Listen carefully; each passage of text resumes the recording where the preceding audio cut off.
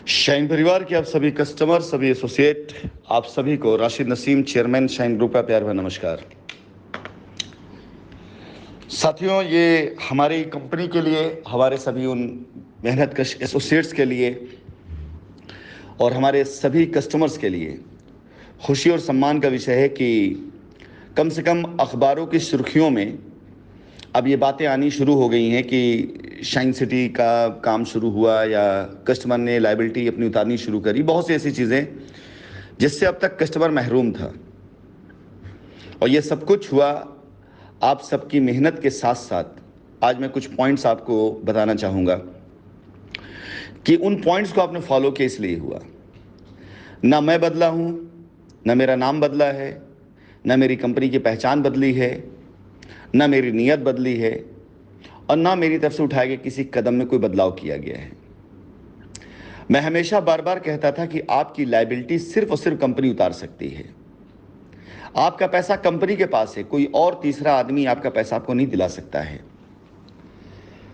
आप यकीन जानिए, ये सारे लोगों ने जिन्होंने मिलकर के आपको कानूनी दांवपेच में उलझा दिया, ये याद होगा आपको, एक बचपन में स्टोरी कहानी हम लोग सुना करते थे कि एक बांसुरी वाला बांसुरी बजा करके गांव के सारे चूहों को ले जा करके एक नदी में, कुएं में डुबा कर मार डालता है। अब मैं यहाँ ये नहीं कहता हूँ कि ये लोग जो थे बांसुरी वाले थे, या ये नहीं कहता हूँ कि ये लोग जिन कस्टमर्स को अपने साथ बांसुरी बजा के लेके वो चूहे थे, बल्कि आपको सिर्फ ये बताना चाहता हूँ कि ऐसी कुछ स्टोरी, ऐसी कुछ घटनाएं मानस पटल पर चलने लग जाती हैं जब इस तरह की चीज़ें दिखाई देती हैं। कुछ इस तरह के बेहुदा किस्म के लोगों के चक्कर में पड़कर कस्टमर इतना परेशान था कि इन लोगों ने अपनी कौवे जैसी आवाज़ से काँव काँव करके, कुत्ते जैसी आवाज़ से भौंकते हुए कस्टमर के मन और चित्त को इतना ज़्यादा इन्होंने ख़राब कर दिया था, इतना ख़राब कर दिया था कि सारे के सारे लोग पूरी तरीके से इनके मोहपाश में इस तरह फंस चुके थे कि आज ये सब के सब कोर्ट पहुंच करके, और वहां जाने के बाद उनको लगा रास्ता मिलेगा। और आप खुद देख लें कि सालों साल बीतते चले गए। आपको पता ही नहीं है कि पहली पीआईएल जब पड़ी थी तो पहली पीआईएल के मुख्य पार्टियों ने सबसे पहले कंपनी से समझौता और सौदा करने की कोशिश करी थी, जिसे मैंने इनकार कर दिया था, क्योंकि उस पहली पीआईएल का अगर समझौता कर लिया जाता तो शायद हो सकता है कि हमें रिलीफ मिलता, लेकिन बहुत से कस्टमर खत्म हो चुके होते।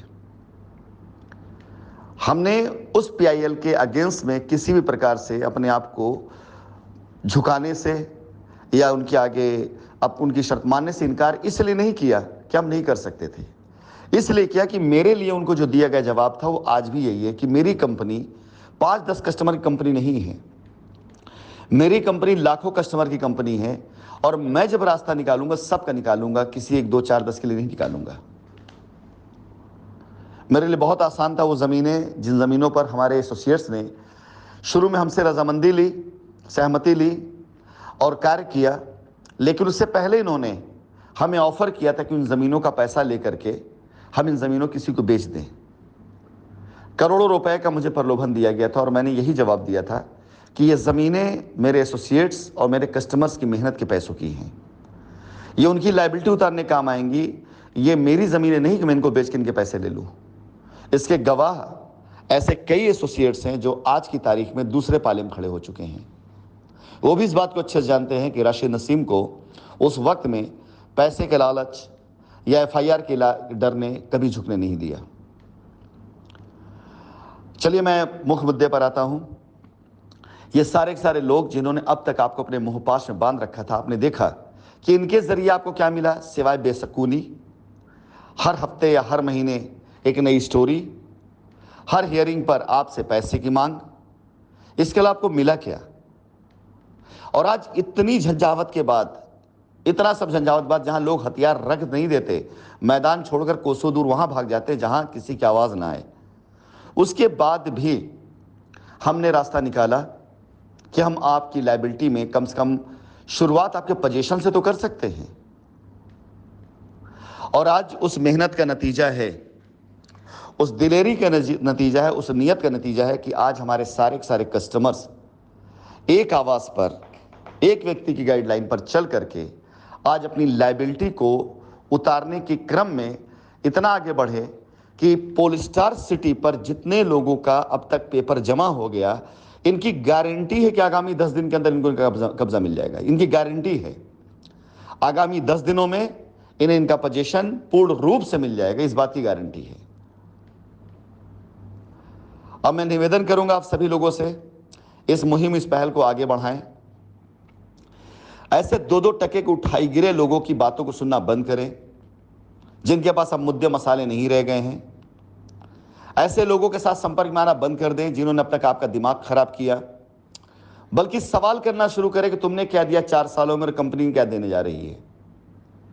अगर कंपनी से बेहतर कुछ दे सकते हैं, क्या बोलेंगे आपसे वो कि जांच करवा रहा हूं मैं, जांच करवा क्या मिलेगा आपको और क्या मिला बताइए। इस जांच में आपको क्या मिला? आज भी कंपनी अपने कस्टमर को सब कुछ देने की बात कर रही है। आज भी कंपनी कस्टमर से इनकार नहीं कर रही है, जबकि दूसरी कंपनी होती तो 4 साल के नुकसान को जोड़ के बैठ जाती और ये रोने लग जाती कि 4 साल उन्होंने बहुत लॉस कर दिया है। हम आज भी कहते हैं अपने एक भी कस्टमर का लॉस नहीं होने देंगे, आप हमारा साथ दीजिए बस। राशिद नसीम का सब कुछ जीवन आप पर निछावर, अगर आप इस कंपनी के साथ खड़े हैं तो मैं आशा करता हूं कि आप सभी मेरी इस आवाज़ को ज़्यादा से ज़्यादा लोगों तक पहुंचाने की कोशिश ही नहीं, बल्कि मेरे मन के भाव को और कंपनी की कोशिश को सामने वाले को समझाएंगे कि कंपनी का साथ दीजिए, कंपनी के साथ खड़े होइए। 27 तारीख को माननीय उच्च न्यायालय के अंदर हमें बहुत आशा है। आप में से जितने लोग लीगल में गए हैं, जिनके वकील महोदय वहाँ खड़े हो रहे हैं, उनसे निवेदन करें कि माननीय उच्च न्यायालय में ये निवेदन करें, कंपनी जिस प्रकार से विदाउट FIR वालों को, बगैर लीगल गए लोगों को रास्ता दे रही है, कंपनी वैसे रास्ता सबको दे सकती है। हमें एक बार परमिशन तो दें, एक बार अलाउ करें कि जाइए कंपनी जो कर रही है अपने कस्टमर लायबिलिटी उतारने के लिए, हम परमिशन देते हैं, कंपनी अपनी लायबिलिटी उतारने के लिए काम करें, हम आगे बढ़ रहे हैं। हम यकीन जानिए, हम किसी को उम्मीद नहीं टूटने देंगे, ना कस्टमर की, ना एसोसिएट की, ना न्यायालय की। ये लोग जो बकवास करते हैं, आप लोगों को इनके पास कोई ज्ञान नहीं है, ना कानून का ज्ञान है, ना इन्हें किसी प्रकार कोई टेक्निकल जानकारी, ना कंपनी ज्ञान है, कंपनी कितनी बड़ी इनको इसका ज्ञान नहीं है। अभी इनको अंदाजा नहीं कि ये लोग कहां पर बयानबाजी कर रहे हैं। जब रिएक्शन इनके ऊपर आएंगे ना, तब ये समझेंगे इन कहां बयानबाजी हो गई।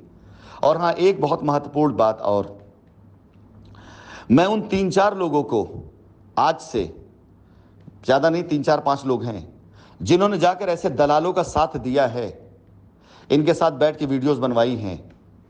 मैं आज से उन लोगों को ये ऑफर देता हूं, मौका देता हूं कि वो लोग अपने कृत्यों पर माफ़ी मांग करके अपने आप को ऐसे लोगों से अलग कर लें, क्योंकि मेरे अगले एक्शन 27 तारीख के बाद, जो भी कोर्ट का रुख, उसके बाद मेरे अगले एक्शन ऐसे लोगों के खिलाफ ही सबूत जमा करना और सबूत जमा करके कोर्ट में जमा करना होगा, जिन लोगों ने इस बीच में ऐसी बयानबाजियां करी हैं, जिन बयानबाजियों के आधार पर कस्टमर के अंदर एक असंतोष हुआ है।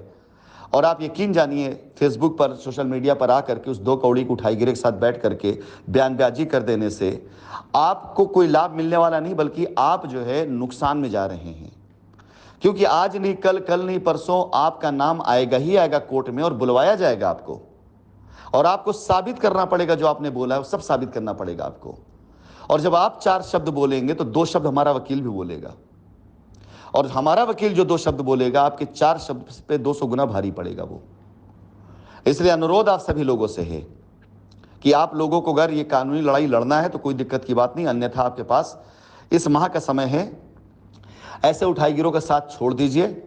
आप मुझे खाली मैसेज तक कर देंगे, और मैसेज करके अगर आप खाली माफ़ी मांग लेंगे तो मैं उन सारी बातों को दिमाग से निकाल करके ख़त्म कर दूंगा। आप हमारे बच्चे थे, जाइए अपना काम जहाँ कर रहे करते रहिए, मुझे इससे मतलब नहीं कि आप आइए कंपनी के साथ खड़े हुई, बिल्कुल ऐसी कोई आवश्यकता आपकी नहीं है। लेकिन हम आपसे दिमाग हटा लें, इसके लिए बहुत आवश्यक है कि आप पहले आकर के अपनी किए गए कामों पर कंपनी से, कस्टमर से या सामने आकर नहीं, सिर्फ मुझसे माफ़ी मांग लें और ऐसे लोग का साथ छोड़ दें।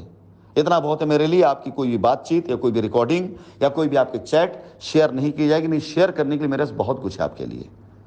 इतनी चीज़ें मेरे पास शेयर करने के लिए है कि अगर मैं शेयर कर दूंगा ना तो आप मार्केट खड़े नहीं हो पाओगे।